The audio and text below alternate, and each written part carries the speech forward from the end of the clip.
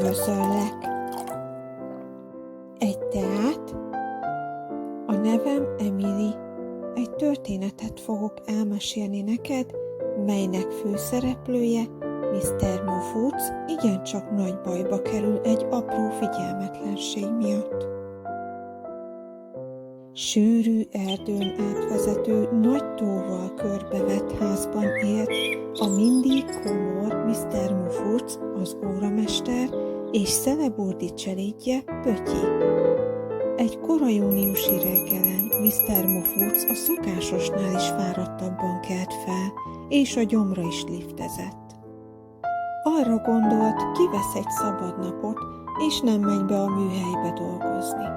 Az ágya mellett lévő éjjeli szekrényen egy díszes, fehér fémdobozkában teakeksz volt. Mr. Muffoots dühösen hívatta emeleti szobájába Pötyit, a szobalányt, hogy azonnal cserélje ki a fehér fémdobozt a kékre, mert abban van a kedvenc omlós vajas teakexe, a fehérben viszont levendulás keksz van, amire Mr. Muffoots allergiás.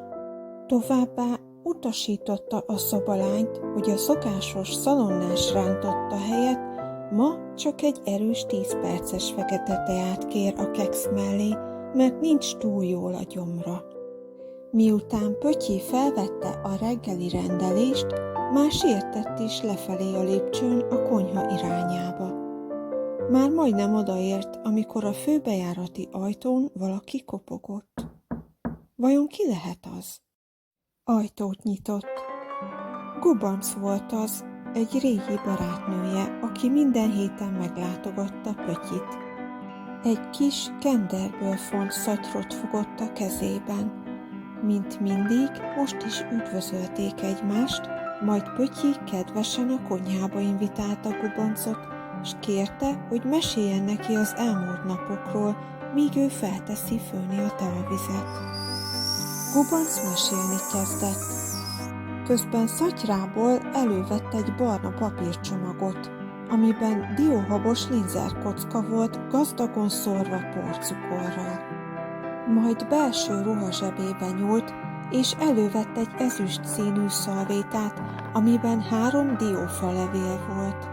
Elmesélte, hogy a diólevél tea formájában elkészítve jótékony hatással van az emésztésre.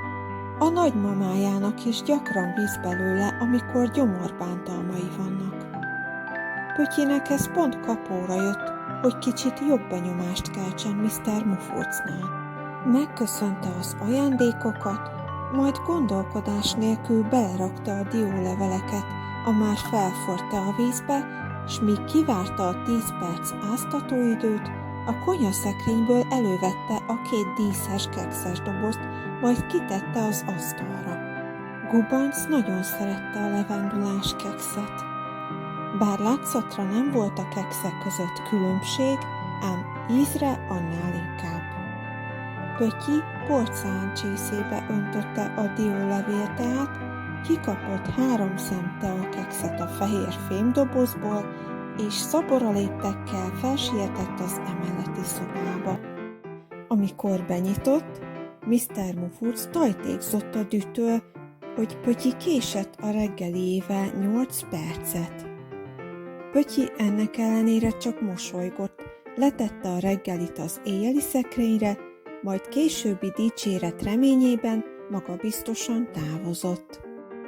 Az előtérben lévő nagy falióra elütötte a reggel 9-et, amikor a konyhában tüsténkedő Pötyi hatalmas dübbenéssel lett figyelmes. A hang az emeleti szobából jött. Pötyi felpattant és rohant az emeletre, hogy megnézze, mi történt. Amikor belépett a szobába, rémülten látta, hogy Mr. Muffoots a földön fetrengve jajveszékel, a fejét skarlátvöröses pöttyök tarkítják, a szája pedig virslire dagadt. Pötyi azonnal a segítségére sietett. Rögtön tudta, mit kell tenni, így a ház mindig komor fura ura végül hamarosan jobban lett. Vajon mi történhetett Mr. Muffoots-szal? Talán a diólevéltea volt az oka? Vagy a teakeksz? Esetleg a reggel kezdődő rosszullét fokozódott?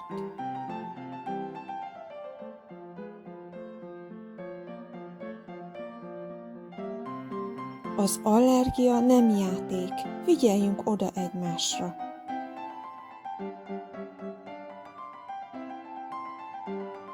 Tarts velem legközelebb is, iratkozz fel, és ne felejts el lájkolni.